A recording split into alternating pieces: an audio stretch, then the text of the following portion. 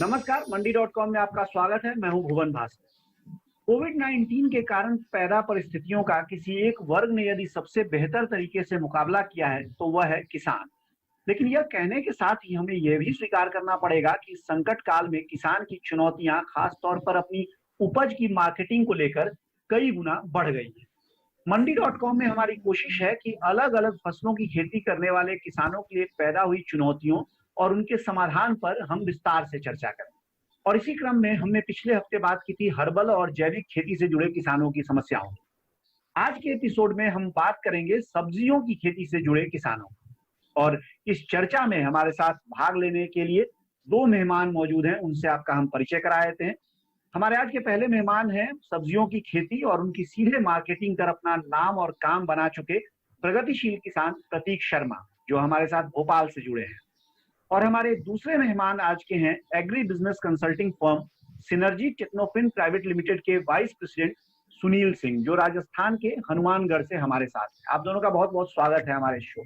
प्रतीक, चर्चा की शुरुआत हम आपसे ही करते हैं, क्योंकि निश्चित तौर पे मंडी.com में हम किसानों की समस्याओं को सबसे आगे रखते हैं और बाद में जो हमारे एक्सपर्ट हैं, और आप भी खुद भी उस फील्ड के एक्सपर्ट हैं, तो बाद में हम फिर समाधान की भी बात करेंगे। सबसे पहले संक्षेप में आपसे ये समझना चाहेंगे कि पिछले 2 महीने का आपका अनुभव जो रहा है, जो लॉकडाउन और लॉकडाउन के अलावा जो एक बड़ी बात जो कही जा रही है कि डिमांड में कमी आई है, लोग डरने लगे हैं। खास तौर से कई सारे ऐसी घटनाएं भी हुई हैं जहां सब्जी वालों की तरफ से संक्रमण फैला है। तो सब्जियों की खेती दोनों ही तरह से एक बड़ी चुनौतीपूर्ण स्थिति में दिखी है किसानों के लिए। एक तो सप्लाई चेन बहुत दुरुस्त नहीं होने के कारण, क्योंकि बहुत जल्दी सब्जियां खराब होती हैं, और दूसरा लोगों के मन में पैदा हुई शंका। आपका क्या अनुभव रहा है और किस तरह से पिछले 2-2.5 महीने बीते हैं? क्योंकि हमारी खुद की गाड़ियां थी और हमने परमिशन ली, तो हमारे लिए समस्याएं बहुत थोड़े समय के लिए रही। शुरुआत में 3-4 दिन रही, बीच में एक बार और जब कंप्लीट लॉकडाउन किया थोड़ा सा कठिनाई आई, बट बाकी पूरे समय करीब 2.5 महीने 3 महीने जो ये पूरा समय रहा है, हम सिर्फ 7 या 8 दिन हटा दें तो हम बिना किसी बाधा के हमारे ग्राहकों तक पहुंच पाए। और ये तो सप्लाई चेन साइड की बात होगी, बट यदि आप उपभोक्ताओं की तरफ की बात करें तो वो व्यवहार भी थोड़ा सा अलग था। क्योंकि एक तो इस समय लोगों को 2 बड़ी समस्याएं थी। वो ये जानना चाह रहे थे कि जो सब्जियां आ रही हैं वो कितने हाथों से होके गुजरी हैं। तो उन्हें जानना जरूरी था। जो मंडी की जो समस्या आई, भोपाल में भी हमारी जो मेन करोन मंडी है, तो ग्राहक ये चाहते थे कि उनकी सब्जियां कम से कम हाथों तक गुजरें और वो कहाँ से आ रही हैं, एक ट्रेसेबिलिटी जो कहा जाता है। सब्जी के बाजार में अभी तक ट्रेसेबिलिटी बिल्कुल नदारद रही है। जब आप सब्जी खरीदने जाते हैं, लौकी खरीदते हैं, आपको बिल्कुल नहीं पता होता है, खीरा बिल्कुल नहीं पता होता है कि ये कहाँ से आ रहा है। बट अब ग्राहक चाहते थे कि उन्हें पता हो कि सब्जियां किस जगह से आ रही हैं, कितने हाथों से होके गुजरी हैं। तो ये एक पहली चीज थी। दूसरा, सोशल डिस्टेंसिंग एक बड़ी रियलिटी है जो आज भी है और बहुत लंबे समय रहने वाली है। यानी प्रतीक, एक तरह से ये जो समस्या आमतौर पे किसानों के लिए थी, कहीं ना कहीं आपके लिए खास तौर से एक अवसर भी बनी ये समस्या। सुनील, आपसे ये समझना हम चाहेंगे, क्योंकि प्रतीक का ये अपना अनुभव है। उन्होंने बताया कि परेशानी वाला पार्ट जो था वो तो सारे किसानों के सामने उसी रूप में आया होगा। हालांकि जो समाधान था वो प्रतीक के पास ज्यादा बेहतर रूप में आया, क्योंकि इनका मॉडल जो था वो सपोर्ट करता था जो एक तरह से मांग है समय की, उसके हिसाब से। लेकिन जो दूसरे एफपीओ हैं, दूसरे किसान हैं जो इसी तरह सब्जियों की खेती में इस समय हैं, उनसे आपका लगातार साबका पड़ता रहा होगा इस 2-2.5 महीने के दौरान। उनके सामने जो समस्याएं आई हैं, उनसे वो कैसे निपटे हैं और आगे के लिए उनके लिए क्या एक रास्ता आप देख रहे हैं, क्योंकि हर कोई डायरेक्ट मार्केटिंग कर नहीं रहा है या कर भी नहीं सकता है। जी, देखिए, इसमें जो समस्याएं जो आई, वो जो जिस तरह से प्रतीक जी ने बताया कि जब ये लॉकडाउन स्टार्ट हुआ तब गाड़ियां उपलब्ध नहीं हो पा रही थी, गाड़ियों के पास नहीं बन पा रहे थे। जिन किसी गाड़ियों के पास उपलब्ध हो जा रहा था, वो लोगों ने बहुत ही रेट बहुत बढ़ा दिए थे, तो किसानों को मार्केट तक पहुंचना एक मुश्किल हो जा रहा था। फिर बहुत सारी जो मंडियां थी वो बंद हो गई थी। कहीं किसी मंडी में जब केस निकलने लगे तब वो मंडियां बंद होने लगी थी। तो जो नॉर्मल जो फ्रेश फ्रूट्स वेजिटेबल का, खासतौर से वेजिटेबल के जो किसान हैं, उनके लिए अभी डिमांड ना होना और सही प्राइस रियलाइज नहीं होना, वो एक बहुत बड़ा चैलेंज रहा। बहुत सारी जगह हम लोग झारखंड में भी काम कर रहे हैं, जो कि एक बहुत ही बेसिक तरह का मार्केटिंग सिस्टम है और हम लोग दिल्ली में भी काम कर रहे हैं, राजस्थान में भी, गुजरात में भी। तो हर जगह का जो कॉमन चैलेंज था वो था फार्मर्स को अपने प्रोड्यूस का मार्केट का रेट नहीं मिल पा रहा था, नहीं ले जा पा रहे थे, वो तो है ही है, लेकिन जो लोग ले जा भी पा रहे थे उनको वेजिटेबल में 1/10 मतलब 10वां हिस्सा भी नॉर्मल प्राइस का नहीं मिल पा रहा था। दूसरा, अब इस जो पेंडेमिक की जो ये कोरोना की जो स्थिति है, इसमें एक चीज और प्रूव हुई कि हमें अब आउट ऑफ बॉक्स सोचना पड़ेगा। जो हमारा ट्रेडिशनल मार्केटिंग सिस्टम है कि किसान मंडी में लेके जाए, मंडी में ऑक्शन हो और वहां से फिर आगे डिस्ट्रीब्यूट हो, वो मार्केटिंग सिस्टम एक तरह से इस तरह की सिचुएशन के लिए वो बहुत अच्छा फिजिबल मार्केट सिस्टम नहीं है। हमें अल्टरनेट कुछ ना कुछ ढूंढना पड़ेगा। जो आपने कहा कि हमें अब आउट ऑफ बॉक्स सोचना होगा, जो परंपरा से जो चीजें चली आ रही हैं, निश्चित तौर पे जो कोरोना महामारी ने एक परिस्थिति पैदा की है वो बहुत सारी चीजों को हमेशा के लिए बदल देगी। तो कौन सी चीजें हैं जो बदलनी चाहिए, कैसे बदलेंगी, इस बारे में हम अभी ब्रेक पे से लौटने के बाद और विस्तार से चर्चा करेंगे। बने रहिए हमारे साथ, देखते रहिए मंडी टॉक।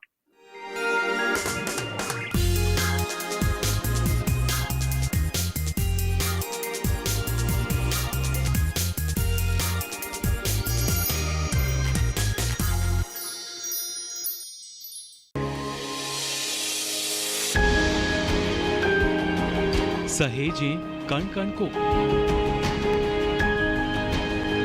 सुंदर दे रूप रंग आकार, स्वस्थ जीवन रहे जमी पर, इंद्रधनुष हो साकार। देखिए प्रकृति की ओर, गुरुवार सुबह 9:30 पर।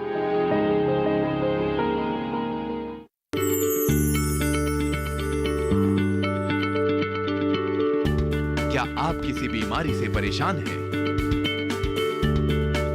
चाहते हैं डॉक्टर की सलाह? तो हम हैं आपके साथ, बताएंगे आपको जीने की राह। समस्याएं आपकी, समाधान देश के मशहूर विशेषज्ञों के। घर बैठे बात करें देश के जाने माने डॉक्टरों से। हमारे लाइव प्रोग्राम स्वस्थ किसान में हर शनिवार शाम 6 बजे से 7 बजे तक।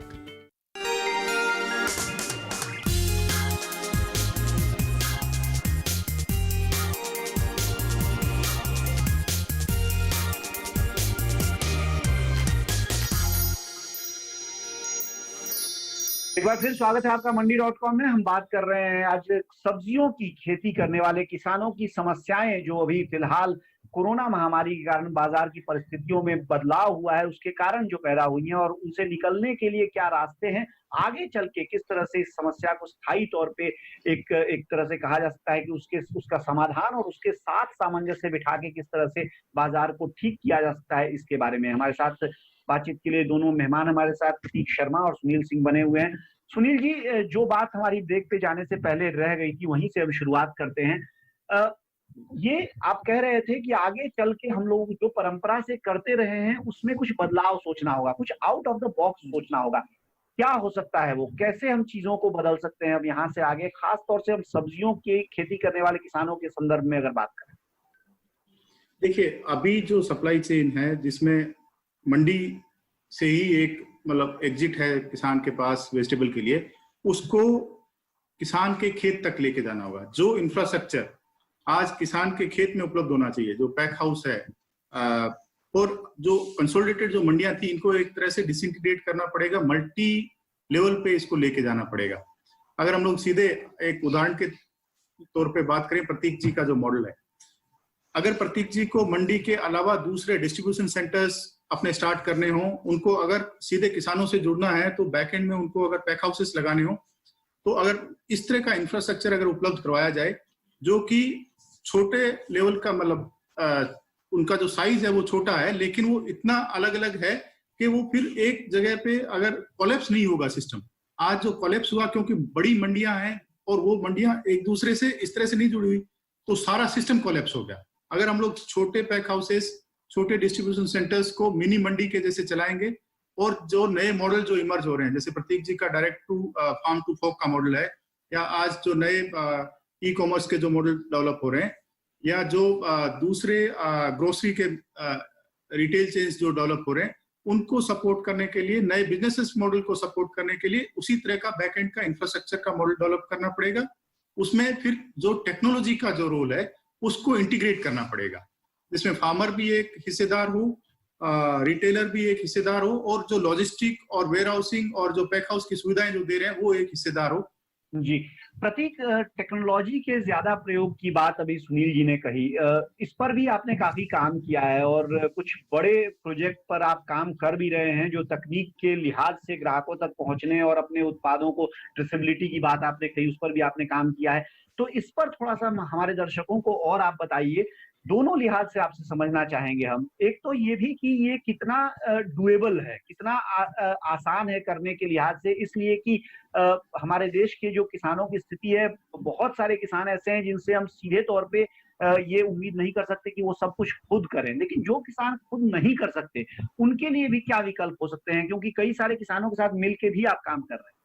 खेती के लिए एक पूरा पैराडाइम शिफ्ट का एक समय है, और अभी तक जो खेती सबसे पीछे थी, शायद अब खेती को वापस सबसे आगे आने का समय है। और मैं एक बहुत ब्रॉड उससे बात करूं तो एक इकोनॉमी को आज वापस एक शुरुआत होगी वापस, क्योंकि सब कुछ बंद पड़ा था, और शायद ये शुरुआत भारत जैसे देश में खेती से ही हो सकती है। एक बड़ा जो परिवर्तन अभी हुआ है वो कॉन्ट्रैक्ट फार्मिंग को अलाउ करके किया है, और इसके मुझे ऐसे लगता है कि काफी दूरगामी परिणाम होंगे। सबसे पहले आप कॉन्ट्रैक्ट फार्मिंग कर सकते हैं, हमारे जैसे जो एग्रीगेटर्स हैं अब सीधे किसान से उनके खेतों से उठा सकते हैं और लीगली वो उस चीज को बहुत अच्छे से लेके आगे जा सकते हैं। तीसरी एक बड़ी चीज है प्राइवेट मंडी। प्राइवेट मंडी जब आएगी तो एक बहुत एक एफिशिएंसी से वो काम किया जा सकता है। सुनील जी, जो कुछ कदमों की बात अभी प्रतीक ने कही, जो भारत सरकार की ओर से अभी कुछ बड़ी घोषणाएं हुई हैं जो कृषि सुधार के मामले में, कुछ विशेषज्ञों ने तो यहाँ तक कि 1991 के जो आर्थिक सुधार हुए थे उनसे इनकी तुलना की है।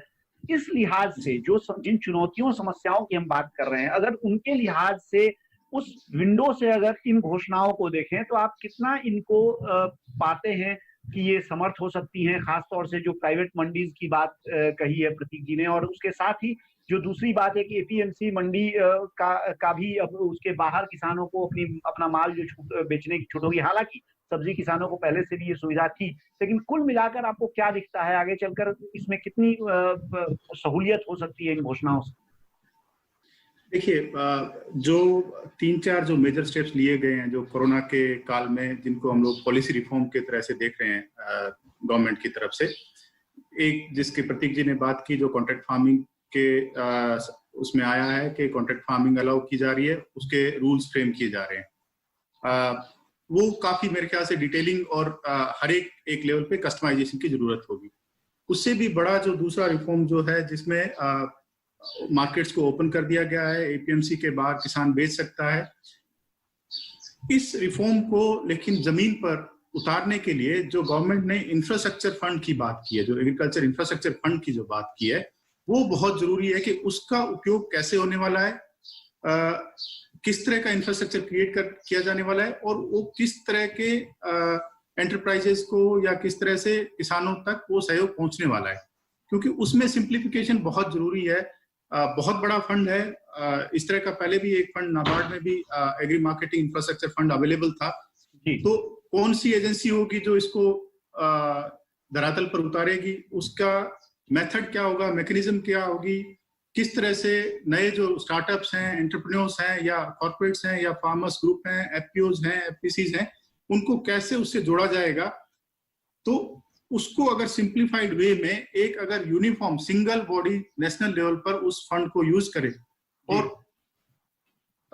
धरातल पर उतारने का एक सिंप्लीफाइड प्रोसेस डिफाइन करके, जो आज जिस तरह के इंफ्रास्ट्रक्चर के मॉडर्न टाइम में इमर्जिंग बिजनेस मॉडल के साथ मिलाते हुए किस तरह के इंफ्रास्ट्रक्चर की जरूरत है, उनको ध्यान में रखते हुए अगर उस स्कीम को क्रिएट किया जाएगा तो मेरे ख्याल से उसका बहुत ही दूरगामी प्रभाव आने वाला है और बहुत सक्सेसफुल आने वाला है, क्योंकि ये सारा जो अभी मार्केटिंग का सिस्टम है उसको चेंज कर देने वाला है। यानी और उसके ऊपर 1 लाख करोड़ का जो इंफ्रास्ट्रक्चर फंड सरकार ने जिसकी घोषणा की है उसके बारे में सुनील कर रहे हैं। इस पर थोड़ा और बातचीत हम करेंगे, लेकिन फिलहाल वक्त हो गया है एक छोटे से ब्रेक का। ब्रेक से लौटने के बाद हमारी ये चर्चा जारी रहेगी।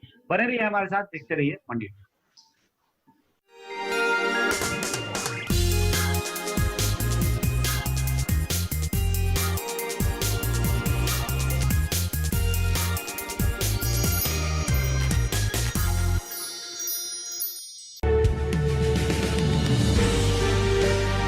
50 साल से लगातार कृषि दर्शन है आपके साथ। खेती की नई तकनीकों से लेकर किसानों की हर समस्या का हल, जारी है कृषि दर्शन का ये सफर। किसान चैनल के साथ सोमवार से शुक्रवार शाम 5:30 पर।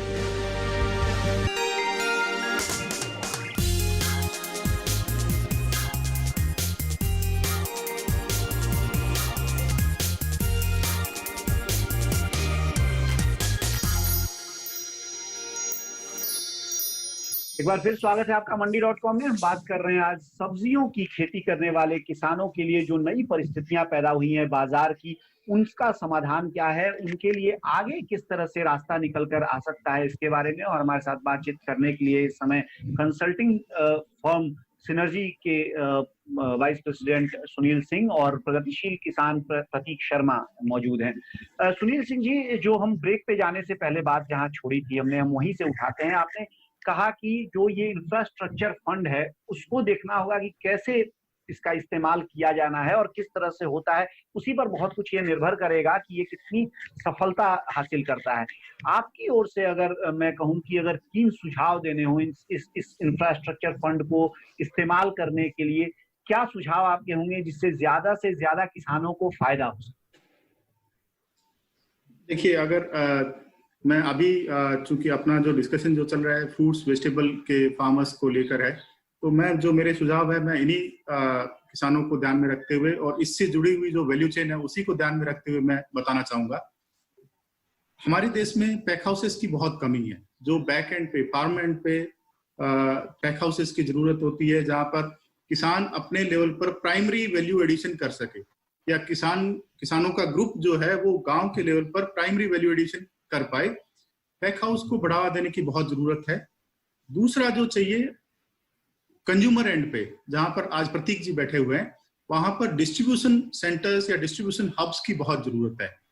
आज जहां पर अगर हम लोग देखेंगे, मंडी हर एक मार्केट को एक ही मंडी कैटर कर रही है, वहां पर हो सकता है कि हम लोग 10 डिस्ट्रीब्यूशन सेंटर्स ओपन करें। तो ये 2 चीजें हैं। तीसरा जो है, इसमें जो ट्रेसेबिलिटी की बात जो प्रतीक जी कर रहे हैं, वो बहुत जरूरी है कि इसको कैसे ऑनलाइन आईटी की टेक्नोलॉजी को यूज करते हुए उस ट्रेसेबिलिटी को इंश्योर किया जाए, ताकि किसान को आज मार्केट की डिमांड का पता चल सके और जो खरीदार है उसको जो आज की सप्लाई का पता चल सके। इन दोनों एंड को सीमलेस कैसे जोड़ा जा सकता है, उसमें आईटी का बहुत बड़ा रोल है। तो जो ये इंफ्रास्ट्रक्चर फंड क्रिएट किया जा रहा है, उसमें एक हो गया फिजिकल इंफ्रास्ट्रक्चर, दूसरा जो ये सॉफ्टवेयर की बात है, जो टेक्नोलॉजी की बात है, उसके लिए भी उसमें प्रोविजन करना चाहिए और अच्छा खासा प्रोविजन करना चाहिए, ताकि एक तो जो नए न्यू एज जो एंटरप्रेन्योर्स, जो टेक से भी एंटरप्रेन्योर, एडटेक जिसको हम लोग बोल रहे हैं, उनको बढ़ावा मिल सके। दूसरा, वो लोग उस चीज पे फोकस कर सके ताकि किसानों की सहूलियत के हिसाब से उस टेक्नोलॉजी को कैसे इवोल्व किया जा सकता है। आज किसान जो है उस चीज को एक्सेस नहीं कर पा रहा है, क्योंकि कुछ हद तक वहां पर एक रेजिस्टेंस होता है टेक्नोलॉजी के अडॉप्शन के लिए। तो उसको कैसे कम किया जा सकता है, उस पे इन्वेस्टमेंट की जरूरत है, जो नए एंटरप्रेन्योर तभी कर पाएंगे जब ये सहूलियत गवर्नमेंट की तरफ से उनको मिलेगी। जी प्रतीक, अगर इसी सवाल को आपसे पूछें, लेकिन निश्चित तौर पे क्योंकि आपका जो नजरिया होगा वो किसानों के तरफ से होगा, तो आप अपनी जरूरत के हिसाब से मुझे बताइए कि जो काम आप कर रहे हैं उसमें क्या ऐसी इंफ्रास्ट्रक्चरल सपोर्ट आपको लगता है कि आपको मिलना चाहिए, जो जिससे कि आप जो कर रहे हैं उसमें आपको और बेहतर काम करने का मौका मिले, और चाहे ट्रेसेबिलिटी हो, चाहे गुणवत्ता का मसला हो, या भरोसे का मसला हो ग्राहकों के साथ, उनमें आपको ज्यादा सुविधा हो। देखिए, हम जैसे स्टार्टअप जो हैं उनके सामने सबसे बड़ी जो समस्या आती है वो वर्किंग कैपिटल की आती है। नॉर्मली जो गवर्नमेंट की स्कीम्स होती हैं वो कैपिटल जो इन्वेस्टमेंट है उनको फंड करती हैं। सो यदि मुझे कोई प्लांट लगाना है तो उसके लिए तो शायद मुझे आसानी से कोई फंड मिल जाता है, बट यदि हम वर्किंग कैपिटल रेज करने की बात करते हैं तो हमें बैंक की तरफ डायरेक्ट किया जाता है। अब बैंकों के साथ समस्या ये है कि उन्हें हमारी हिस्ट्री चाहिए, फाइनेंशियल हिस्ट्री, और हम जैसे स्टार्टअप के पास फाइनेंशियल हिस्ट्री नहीं होती। तो इस जो फंड है उसमें से वर्किंग कैपिटल की भी कुछ थोड़ी सी आसानी हमारे लिए किए जाने की जरूरत है। और मैंने कुछ प्लेटफॉर्म्स पे ये बात उठाई है और मुझे लगता है कि इसको बहुत आगे तक लेके जाने की जरूरत है। ये एक चीज है। दूसरा, बाजार में जो आज पेरिशेबल्स में जो समस्या है वो एक है कि 30 से 40% तक वेस्टेज जो होता है, वो वेस्टेज इसलिए होता है क्योंकि डिमांड एंड सप्लाई का जो डेटा है किसी और बिजनेस में बहुत आसानी से अवेलेबल होता है, यहाँ पे वो अवेलेबल नहीं होता। तो पूरी सप्लाई चेन में, चाहे वो सप्लाई चेन की एफिशिएंसी हो या उस डिमांड सप्लाई के डेटा का ट्रांसफर हो, इन दोनों के कारण इस पेरिशेबिलिटी और ये सब चीजों के कारण वो थोड़ा सा डैमेज ज्यादा होता है। तो यदि डिमांड सप्लाई सही पहुंचेगी तो ओवर प्रोडक्शन, अंडर प्रोडक्शन वाली जो समस्या है वो कम होगी। और दूसरा, एक अच्छा इंफ्रास्ट्रक्चर यदि होगा तो उससे जो डैमेज है, यदि आज हमारे पास अच्छे कोल्ड स्टोरेज है तो वेजिटेबल को आज ही बेचने की समस्या वो उससे निजात मिलेगा, तो हम 2 दिन 3 दिन उसे आगे तक बचा के रख सकते हैं। जी सुनील, आपसे एक चीज ये समझना चाहेंगे कि जो एसेंशियल कमोडिटीज एक्ट पर लेके सरकार ने भी फैसला किया है, जिसके बाद माना जा रहा है कि वेयर हाउसिंग में, स्टोरेज में एक बड़े पैमाने पर प्राइवेट इन्वेस्टमेंट हम देख सकते हैं। आपको क्या लगता है कि सब्जियों के या पेरिशेबल्स के मामले में भी इसका कोई असर देखने को मिलेगा, खास तौर से जब हम कोल्ड स्टोरेज की बात करते हैं और हम मानते हैं कि बहुत बड़ा एक गैप है जो जरूरत है और जो वास्तविकता है उसके बीच। तो आपको लगता है कि इसमें एक तेजी देखने को मिलेगी कोल्ड स्टोरेज और चेन में, और ज्यादा उसकी एक तरह से उपस्थिति बढ़ेगी और उससे जो कमी हो जाती है सब्जियों की सीजन के बाहर, उससे भी कुछ निजात मिलेगी? खासतौर से वेजिटेबल में जो प्रोडक्ट जो आते हैं कभी, वो हैं आलू और प्याज। आलू में कोल्ड स्टोरेज का हम लोगों का काफी अच्छा इंफ्रास्ट्रक्चर है, लेकिन उस इंफ्रास्ट्रक्चर को मॉडर्नाइज करने की बहुत जरूरत है। वो जो इंफ्रास्ट्रक्चर है कोल्ड स्टोरेज का, जो मेजर जो आलू के प्रोडक्शन क्लस्टर्स अगर हम लोग देखेंगे, वो चाहे वेस्टर्न यूपी हो गया या गुजरात हो गया या मध्य प्रदेश में इंदौर के आसपास का जो एरिया हो गया, बहुत सारी जगह, या फिर कोलकाता के आसपास जो एरिया है, वहां पर जो ट्रेडिशनल प्रोडक्शन क्लस्टर्स हैं, वहां पर जो कोल्ड स्टोरेज हैं वो पुरानी टेक्नोलॉजी के हैं, उनको मॉडर्नाइज करने की जरूरत है। दूसरा, फ्रंट एंड पर जो छोटे ट्रांजिट कोल्ड स्टोर की जो बात है, जो प्रतीक जी जो बता रहे थे, ट्रांजिट कोल्ड स्टोरेज की जो जरूरत है, उसको बढ़ावा देने की बात है, तो वो जरूरी है।